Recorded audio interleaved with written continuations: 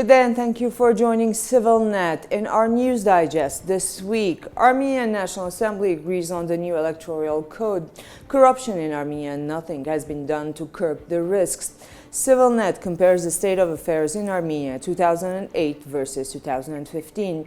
And celebrations across town. Students of the graduate classes from schools across Armenia celebrate the end of school.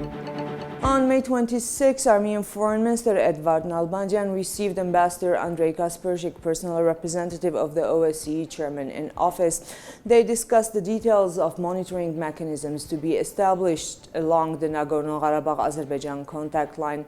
The sides also discussed the implementation of the agreements reached at the May 16th meeting of Armenian and Azerbaijani presidents in Vienna. The vice president of the German Bundestag, Edelgard Bullmann, was on a working visit to Armenia this week. She has also underscored the importance of the contact line monitoring mechanisms, calling it an important precondition to preventing the further escalation of armed conflict. A draft resolution on the Armenian genocide will be discussed in the Bundestag on June 2nd, following a meeting with her Armenian counterpart, National Assembly Vice Speaker Eduard Shamazanov. Mrs. Bullmann reaffirmed her personal view that the 1915 events have been nothing but genocide. The Armenian National Assembly, with 102 fors, 17 against, and 3 abstentions, passed in third reading and completely the draft electoral code with an enclosed legislative package. A number of electoral amendments had been made in the package since the second reading. However, none of the points the opposition parties were concerned with were amended, like the publication of the list of voters following a vote or the lifting of limitations imposed by the new code on the number of media outlets allowed into the voting room. Shant Voskerchian from the Armenian Renaissance Paris office was held at the Zvartnots airport upon his arrival in May of last year for 12 hours before being sent back. Voskerchian had come to show his support for the members of the founding parliament political party who were arrested a week prior to his arrival, and in connection to these arrests, Voskerchian had protested in front of the Armenian embassy in Paris. The National Security Services of Armenia have recently lifted the ban and no longer consider Voskerchian a persona non grata.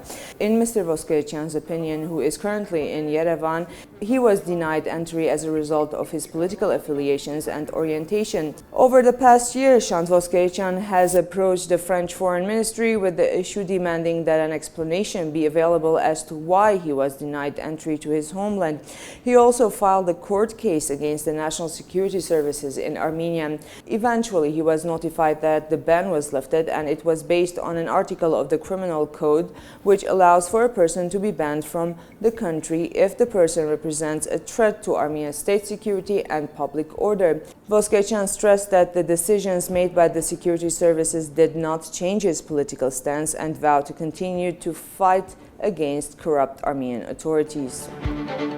And speaking of corruption, Transparency International, a global civil society organization leading the fight against corruption, points out that Armenian state institutional purchases have the highest corruption risk factor in the country, and nothing has been done in the past years to oversee the situation.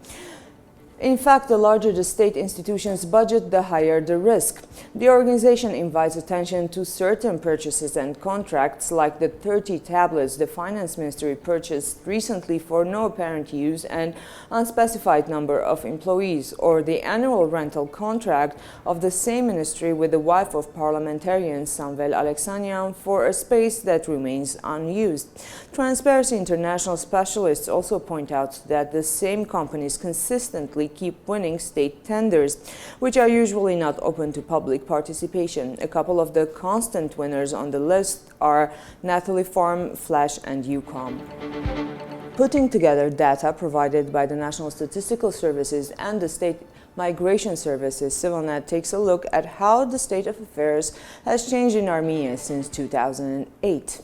The gross domestic production of Armenia in 2008 was 11.7 billion US dollars, as opposed to the 10.5 billion in 2015. The GDP per capita was $3,606 in 2008 and became $3,515 in 2015. 2015. Poverty was at 27.6% and became 30% in 2014. Extreme poverty was 1.6% in 2008, and according to data from 2014, it stood at 2.3%. The state debt was $1.9 billion in 2008. In 2015, it stands at $5.1 billion. The unemployment rate was 16.4% and became 18.5% in 2015. The president's salary was 400,000 Armenian drams when Ser Sargsyan became president for the first time. Now it stands at 1,320,000 Armenian drams. The general area of the two Armenian republics was 41,743 kilometers square when Ser Sargsyan's salary was 400,000 Armenian drams. Now it is 41,735 kilometers square. Between 2008 and 2015, 297,700 Armenian citizens have left the country and not returned. An initiative to clean the surrounding territories of Lake Sevan last week did not end as environmentally beneficial as the organizers had hoped. 450 volunteers gathered 1,700 bags of garbage, out of which they put aside 250 bags of plastic bottles.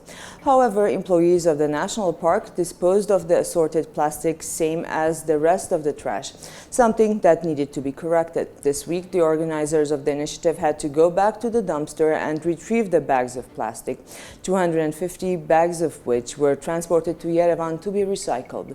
Organizers say they are trying to set an example for the population and call on the authorities to initiate a recycling policy in the country. With a high-profile ceremony, Armenian President Ser Sargsyan unveiled this week a memorial statue of Hamazas Babajanian. Hamazas Babajanian was a hero of USSR and the Chief Marshal of USSR armored troops.